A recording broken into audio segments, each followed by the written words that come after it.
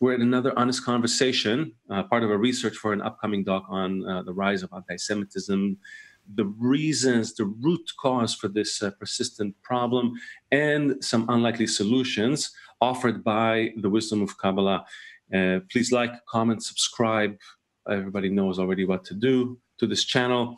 I have today with me, as usual, Dr. Michael Laitman, Doctor of Biocybernetics, PhD in philosophy and Kabbalah, author of more than 50 books, translated into 18 languages, including Like a Bundle of Reeds, Why Unity and Mutual Guarantee Are the Call of the Hour. As usual, thank you, Dr. Laitman, for making the time. I know you're running all over the place talking about this issue. And also with us today is Professor Stephen Eric Bronner, who is Board of Governors Professor Emeritus of Political Science at Rutgers University and co-director of the International Council for Diplomacy and Dialogue, which he will tell us about later on. And he's a prolific writer, written over 25 books and numerous articles, have been translated into more than a dozen languages, and also, interestingly, the author of The Bigot, Why Prejudice Persists, and A Rumor About the Jews, Conspiracy, Anti-Semitism, and the Protocols of Zion. So very interesting combination we have today. And I really want to get into the conversation about hate. There's no question that the rising hate against the Jews has reached an all-time high. The numbers really, I think it's hard to find people who will say there's not really hate against Jews. I think it's clear, everybody feels it. There was a massive solidarity march in early January, which I've been to. It's in the air. People cannot say it's nothing. The question is, where is this hate coming from? And I understand, Professor Bronner, you talk about hate also as a phenomenon that arises in clusters, maybe not just towards Jews. So I want to hear what you think is the reason, the root of this rise in hate towards the Jews, maybe the existence of such hate towards Jews or in the world in general. Give us a little bit of your thinking about that. I think that one of the things that makes anti-Semitism so durable against other forms of prejudice is that it has three moments. The religious, of course, Jews as the killer of the Christ.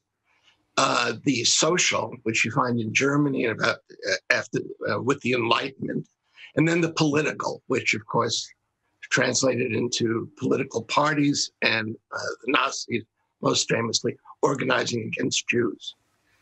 Which of those three moments takes precedence in any particular time is an open question. Now, the second part of this, making it more complicated, is that I do believe that prejudice emerges in clusters. I think it's very difficult to find a bigot that simply hates one group. The Nazis, of course, didn't. They had an entire hierarchy of races that they opposed. That's the same thing with the white nationalists today. And given that this is the case, I believe that, the battle against hate is a common battle that has to be fought. You can make an argument that Jews should be in the forefront, but my own position is that it shouldn't simply be Jews who are talking about Jews. There are many activists, Black activists, and religious activists, Christian, Muslim, who can be brought in to talk about Jews. And Jews, by the same token, should talk about other groups. I think that would broaden the discussion, make it more cosmopolitan. Well, we'll get to the solution.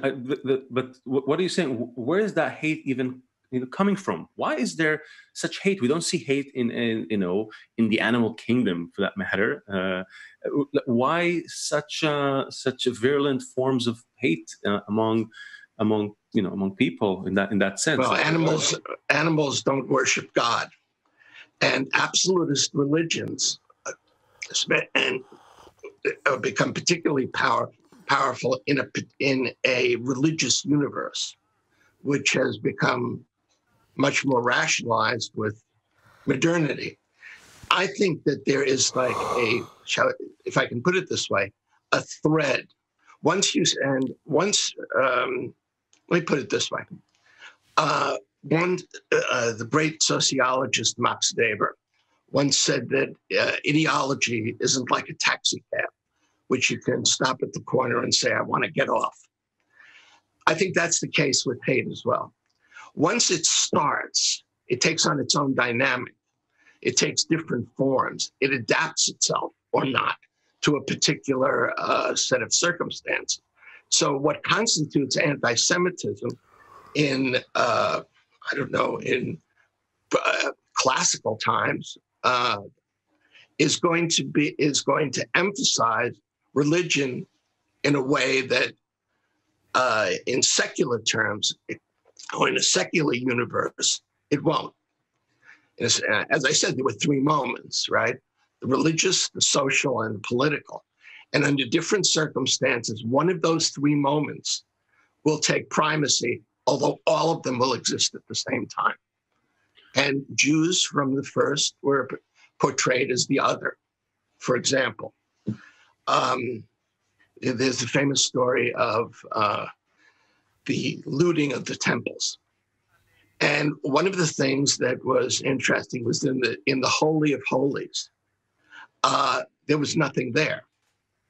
This completely flipped out the people the anti-Semites involved in the destruction of the temple.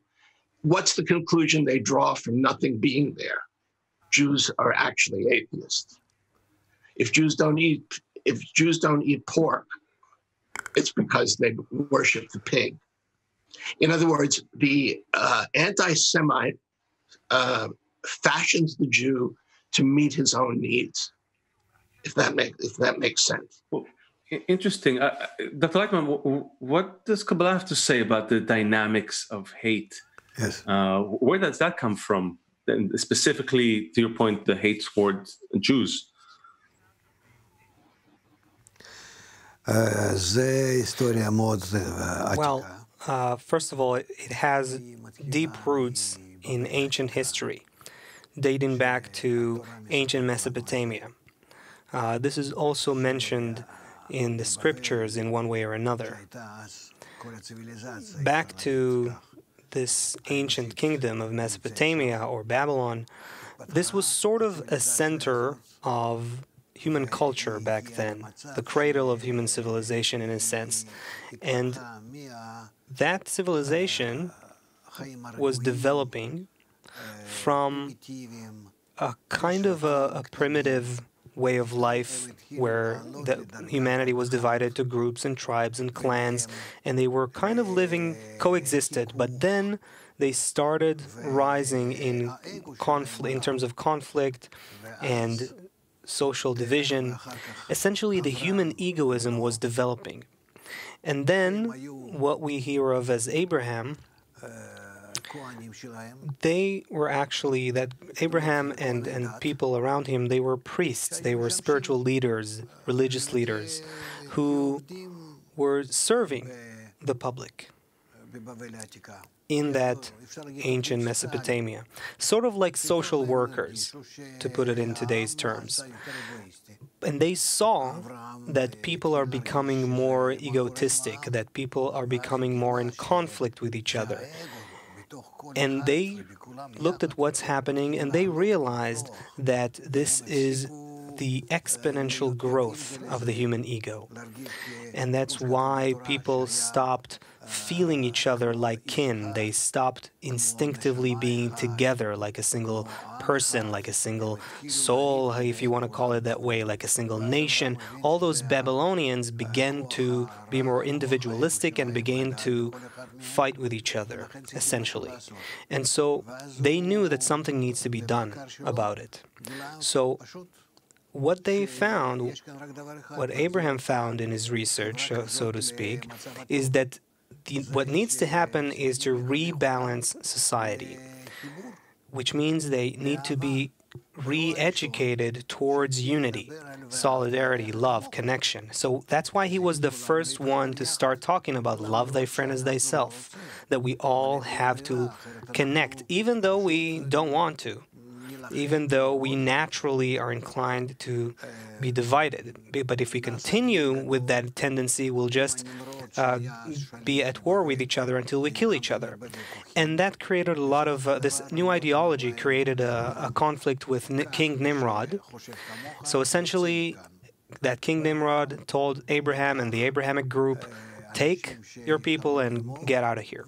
So Abraham took the people who followed him, and they started moving out of ancient Mesopotamia towards what we call the land of Canaan. But since then, there was a group, which we call a nation, but originally it's not a nation. It's a group of people who united based on an ideology. And the ideology was, we have to rise above human egoism, so that, as it was called, love covers all crimes, love covers all differences. We have to connect above our differences. That was the root of Judaism, the initial root of Judaism, which Kabbalah references, the authentic wisdom of Kabbalah references to this day. And so, over time, people couldn't keep that condition of love thy friend as thyself, of living in social cohesion, of raising their level of unity above their differences, which requires continuous effort and work in human connection, in building positive bonds. And so they didn't make that happen, and that's where religions emerged. First Judaism, and then Christianity, and then Islam. And so you can see also what's written in the Torah, that Abraham sent gifts to the eastern part of the world. That's also the origin of the Eastern teachings that we're familiar with.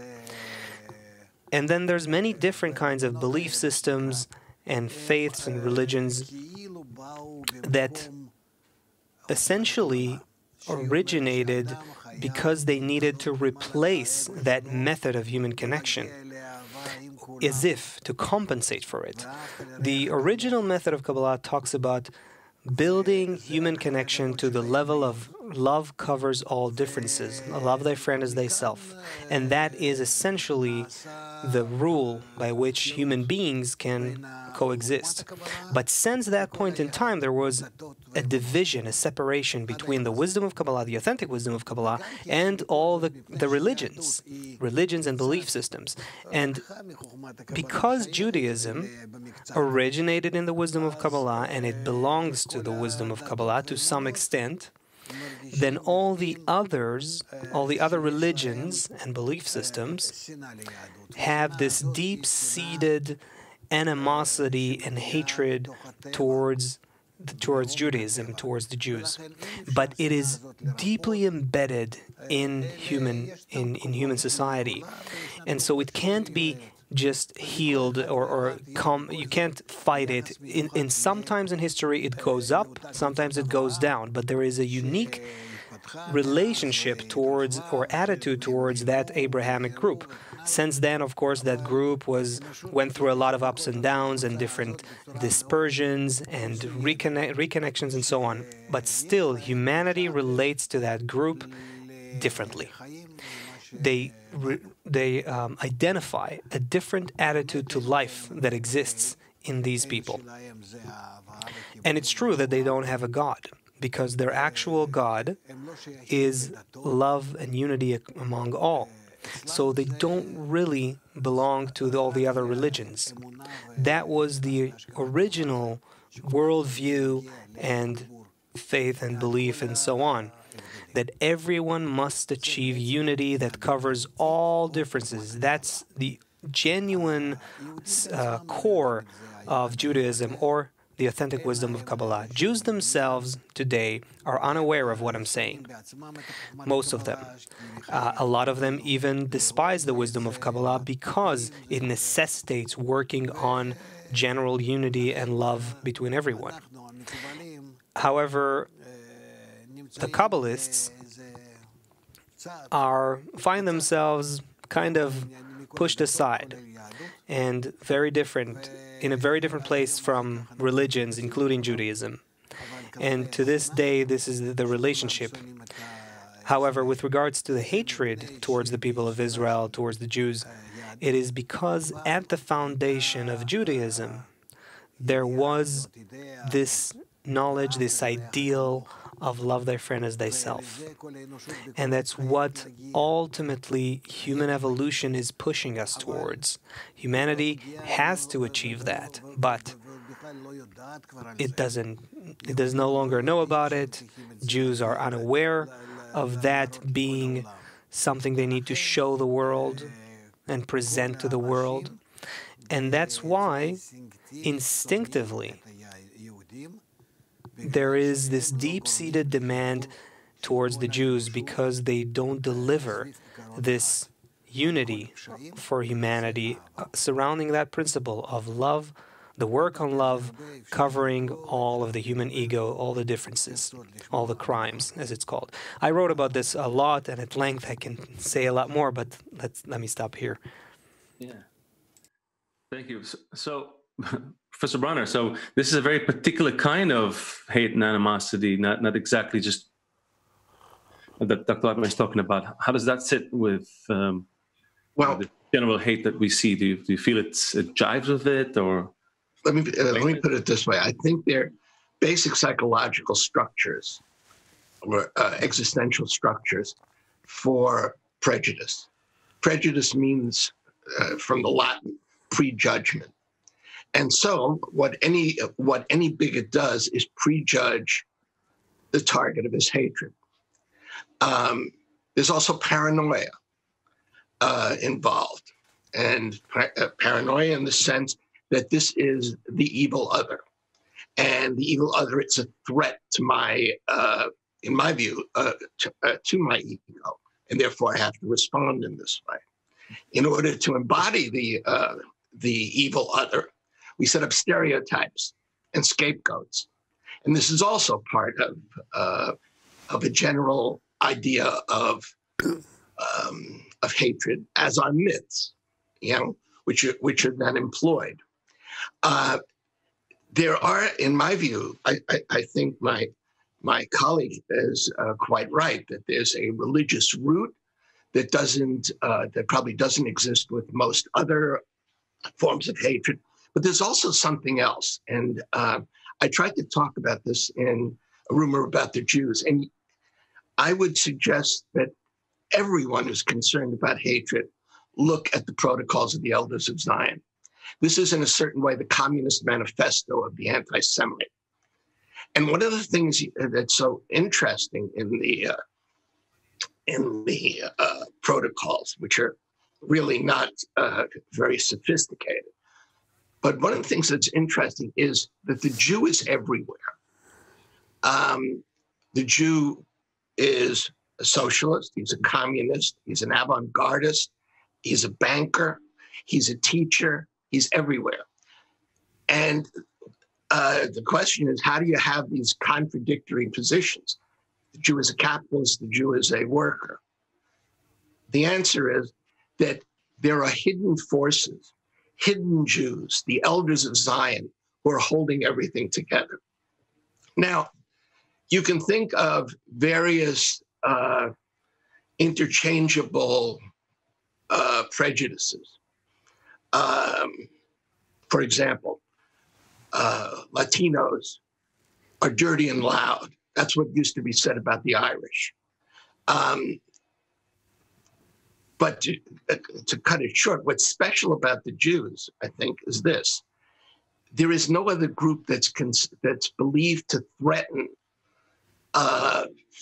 Christian civilization in toto. In other words, they're everywhere.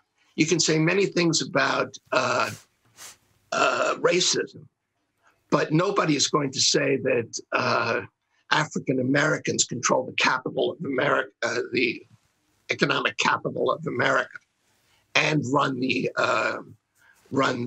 various movements that are opposed to it. That's where the Jews come in, and they have. I'm sorry. No, but what you're describing is like a modern day version of that. No, this goes back. Norman Cohn, for example, in his great book *Warrant for Genocide*, really drives this back to the beginnings. In France, in post-revolutionary France, around 1789, there was one counter-revolutionary anti-Semite who believed that the Jews were in the sewers of Paris, directing everything that took place during the revolution. And you can find this in various situations regarding pogroms, where the Jews are considered, on the one hand, very rich and very poor. In fact, in the, of course, I forgot the name of the book, by the historical novelist Leon Feuchtwanger, speaks, now I remember it, Yud Sus, who is also, he was a symbol for the Nazis, but goes back to the Middle Ages. And Yud Sus was accused of both fomenting revolt from below and of exploiting the Christian populace from above. This is a very unique situation, because if it's true what I'm suggesting, that the Jew is everywhere, and that the, shall we say, the conspiratorial Jews are invisible. We speak about the hidden hand of the Jews. Well, then you don't know who they are. And if you don't know who they are, you have to get rid of all of them. And I think this is one of the themes that the Nazis picked up on. So this is actually a question to Dr. Laitman. I mean, I'm trying to trace it back, and like, how come people have this feeling that the Jews are everywhere? Such a small group, people feel like they're everywhere. People have such conflicting, accusations against them. It's almost, and even now, forget Middle Ages. Even now, with information open, Google, all that, still people have this weird concept. The protocols still sell. Right, still sell. So not only in the Arab world, but in the West. Right. So I want to know, like, of course, that is actually understandable. The thing is that Jews and the rest of the nations of the world are divided by two forces of nature. There is something called a force of reception and a force of bestowal. The Jews they carry a root, a link to the force of bestowal in nature, and they can be a conduit for that force in the world, but they're not doing so. The rest of the world... The positive force, Dr. Laitman, is this like plus and minus? We're talking about it in these terms? Well, plus and minus, just like in electricity, you have to have both. You need both, but you need balance between both, and then they can be reciprocally and mutually connected. But because the world is driven by the human ego, and yet the Jewish group, that group originally, had a method for how to balance that ego.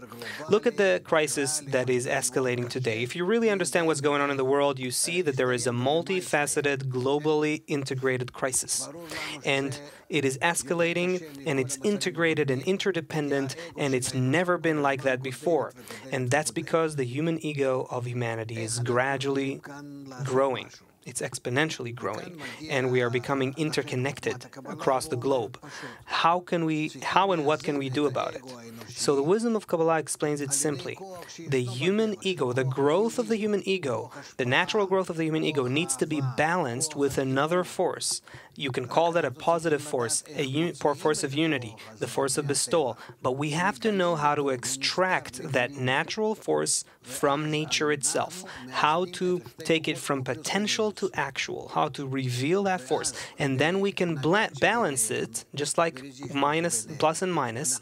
So then with that conduit, with that resistor between the plus and minus, you can produce good productive outcomes from both plus and minus. But otherwise, humanity is gradually deteriorating once again into a world war, once again into such crises.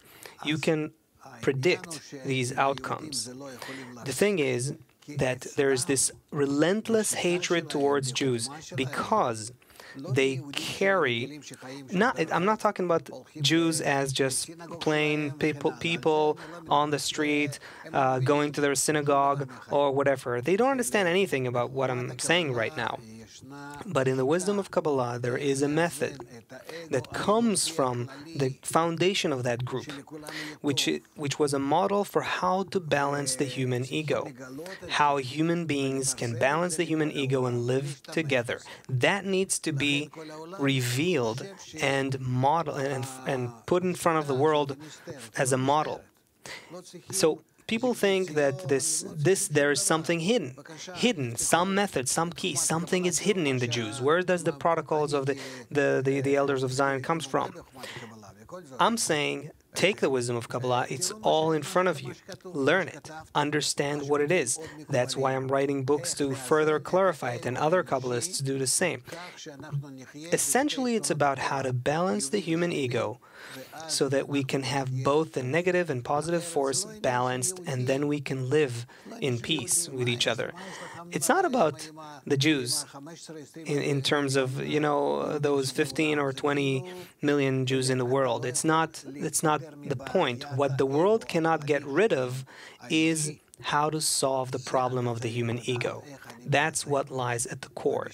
That's the balance that we are lacking, and that's why what is demanded from the Jews. That's what is needed from the Jews, to take from their ancient method of the wisdom of Kabbalah the way for how to balance that negative force with the positive force.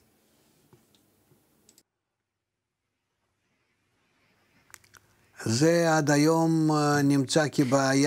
is a problem that hasn't been solved to this day. And that's why in every cycle, so to speak, of history, where the human ego grows, once again we fall into it. And then the ego grows again and we fall into this problem again. Something worth considering. I mean, it's a very interesting position that you put forth. There's also a danger in the collapse of ego boundaries. Freud spoke about that, and one of the places you see that is with any form of totalitarianism. Now, of course, the totalitarians are not interested in love and solidarity the way you are, but when Hitler's slogan is "Ein Volk, ein Führer, ein Reich," one people, one leader, one empire, what he's talking about is an inner unity between the three, which is unmediated and unreflective. I think one of the things, in order to determine the difference between the positive and the negative, as you put it, is we have to educate people to use reflection.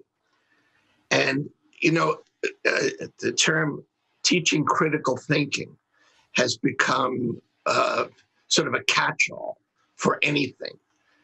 And critical thinking, above all, means you use reflection, that you understand the given social, economic, and political situation, and here I'm certainly with you, the role of the victim and of the agent within it.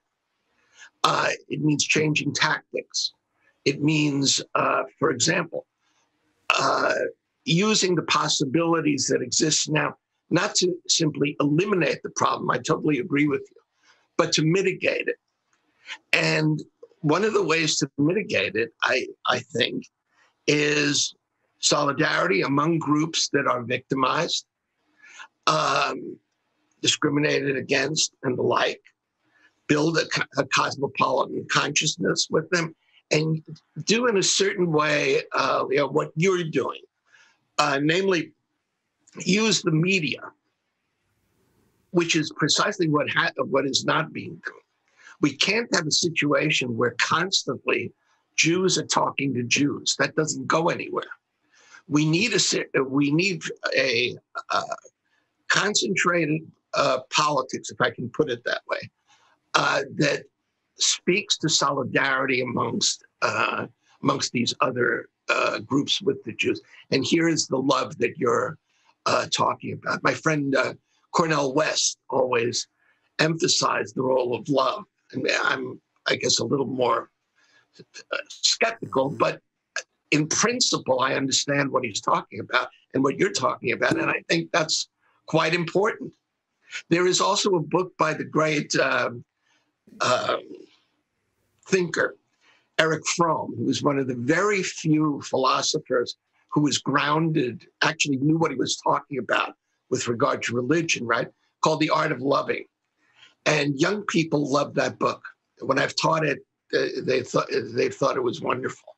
And I think that's the way we have to move forward. There's no reason why the metaphysical and the material should simply be set up as rigid oppositions to one another. So basically, if I'm kind of following from what you're saying, what happened in Germany, there was this ideal that you can unite, towards this one people, one leader, one country, but there was still the hate of all the others. Exactly. That part was not dealt with. And what Dr. Laitman, you're saying, if I hear, is that you can't eliminate that force of hate, that egoistic force. Right. Somehow one has to cover the other. Can you explain how this is done? I think part of this is figuring out what the two different forces are through reflection and being very careful about how you want to get rid of the ego. So hold on. So Dr. Laitman, are we getting rid of the ego, or are we somehow doing or something? mitigating it? I mean, the Nazis did, of course, did that too. But one of the things that happened organizationally under Nazism and under any form of totalitarianism is what the Nazis called coordination. That is to say that all forces in society, all institutions target one enemy together. And this would be, if you like, newspapers, radio, the SS, all the different... The propaganda machine. So I want to hear from Dr. Laitman how, what's the approach here? I mean, how do we solve it here? We are not supposed to eradicate anything in nature, not the minus or the plus, not the ego or the counterforce of love. What we need to do is bring them to balance. Balance is the key. Both are needed. They naturally develop by nature. It is embedded in nature. They need to develop. It's part of the plan. But humanity, in between these forces, need to find a conscious balance between these forces, the correct attitude to both hate and love. You need both. You cannot have one without the other. We need to understand that we are under the laws of nature. These laws of nature that act upon us are deterministic, and it is up to the human species to create such a relationship between hatred, love, rejection, attraction, between these two forces again, so that we relate to them in a correct, reciprocal, balanced way, conscious way. Again, this is what's encapsulated in the maxim, love covers all crimes. By coming to the right usage of using both the negative and positive aspects, forces, then we can come to build a balanced, peaceful life in society. That's something we need to learn how to do and be conscious of doing so. That is what human society is missing. That's what we're not doing. The moment we let one of the forces go away, we then can end up killing for love, like we talked about. Just like you kill for hate, it doesn't matter. What's missing is balance between these two forces. And so this is something we call in Kabbalah the middle line. A part of this and a part of that are each time being sort of mediated and working together for the global benefit of human society. So what I see is that we're going to have to learn how to do it. Otherwise, we are looking towards an eruption of a horrible crisis in human society. I'm very hopeful that we will be able to realize this. And that's why I very much appreciate conversations like these with scientists or thinkers, just as Stephen. And I'll be very happy to collaborate in whatever way to bring this forward.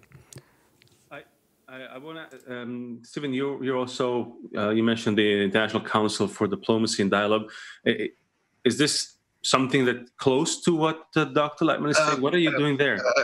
Let me put it this way. I don't think my esteemed colleague would find a lot of problems with it. We do a number of different things. First of all, it's very new. We just put up our website. And we've already gotten interest from a number of different representatives of different countries and of different groups. Our purpose is very simple. One, we want to give a voice to the voiceless. In other words, there are groups around, you can think of the Yazidis or the Roma, who really have no representation on an international scale.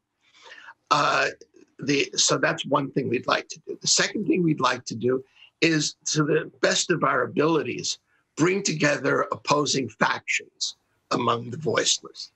Because usually the more disempowered a group is, the more factionalism there is. And quite right, this is something we have to overcome. The third thing is, of course, the battle against hate. And we're actually planning down the road a set of conferences and public events that confront hate and confront genocide. One of them will deal with anti-Semitism, I have no doubt.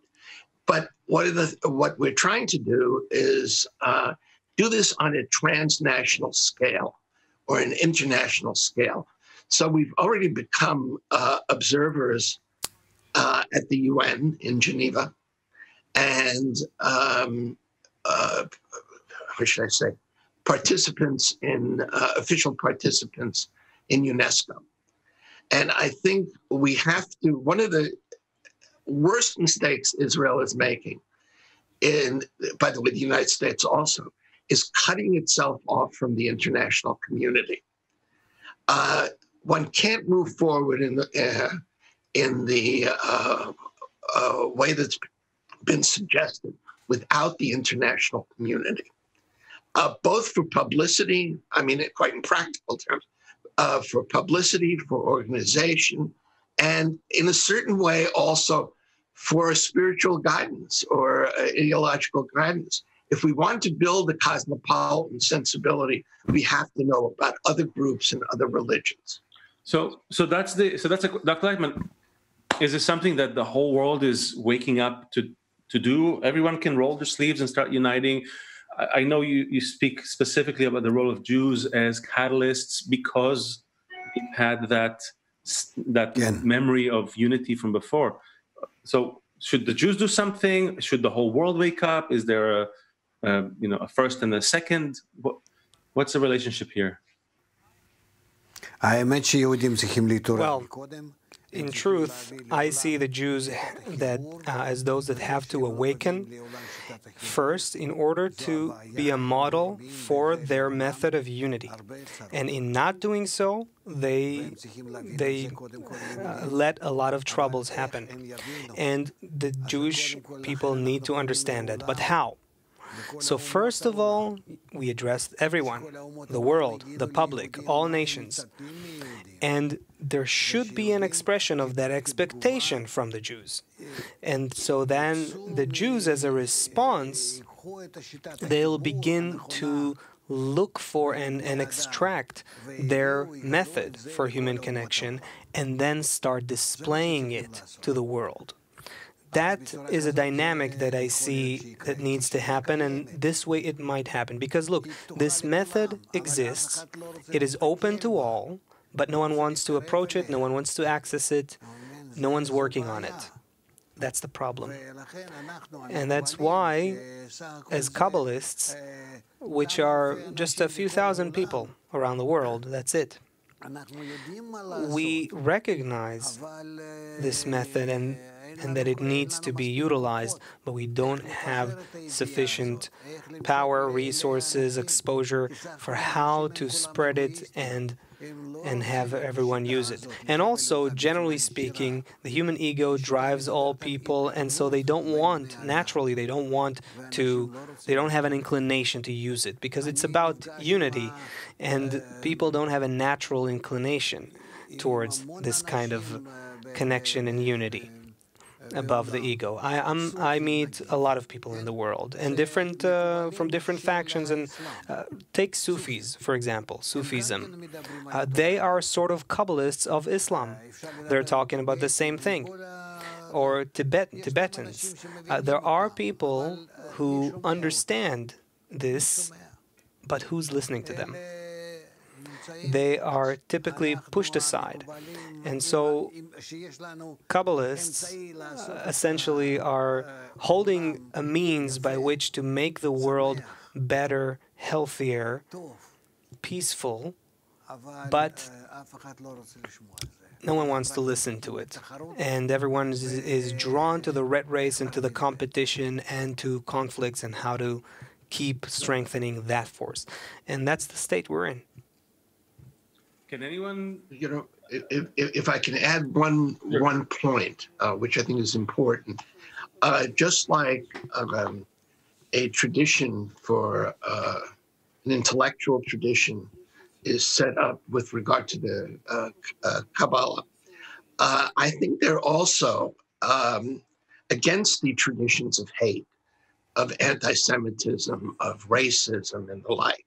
There are also other traditions. They're cosmopolitan traditions, which go back a long way. Socrates taught a slave mathematics.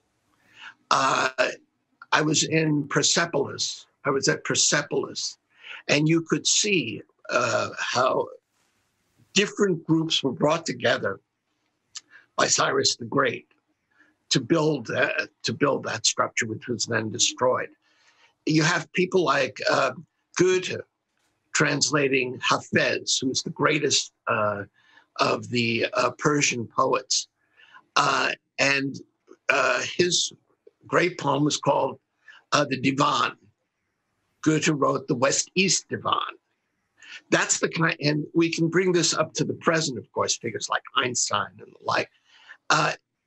That's what we have to be teaching people, this cosmopolitan tradition that's reflective and which respects different cultures, but which speaks to the kind of unity that's been talked about here. So, guys, can everyone kind of... And join an organization. I'm convinced of that. You want to fight? You can't fight alone. Right.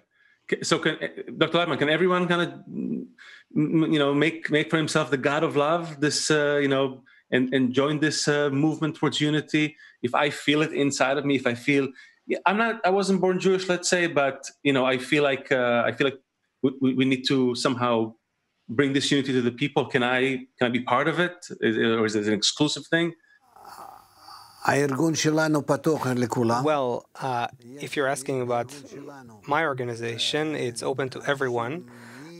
There are people from all religions and all belief systems and all nations and cultures and all layers of the population, Arabs, Americans, South Americans, it doesn't matter. You name it. Everywhere, all continents and all nations. We welcome everyone and teach everyone the same method of how, as human beings, we can find balanced human connection between us, because that's the only way we can see a better future happening. Okay, I feel like I want to hear more about this, how we're doing this between the work that Professor Bronner is doing and what Dr. Laitman is doing. I feel like almost maybe we're coming close to one day having maybe a panel of all the people that can talk about it. Sure. And that would be... No. Well, if someone can assist in making such a thing happen, I think we'll all be happy to see it happening. And also, thank you, everyone, and then I'd love to speak more to the professor. And let's hope that we can actually work to make this human society better. And also have a lot of success in setting up these organizations and your work in the UN and UNESCO. I appreciate it a lot. And I'll be very happy to meet with both of you more and discuss this more. And I wish you all the best. Thank you. Likewise. Yeah. I want to be also clear on something else. The type of sectarianism that's around today is really defeating. There's got to be room for different kinds of organizations with different approaches to a problem which obviously hasn't been solved. So we have to try something new. And we have to be open to new possibilities. I totally agree. Thank you for taking the time, Professor Bronner, Dr. Laitman. Please, Dr. Laitman, a great pleasure to meet you. All our viewers, please like, share, comment below. We want to hear what you have to say. Bring up the tough questions. How do we do it? Where do we do it? We want to hear it. We want to talk about it. And we'll see you on another honest conversation. Thank you, everyone. Have a great day.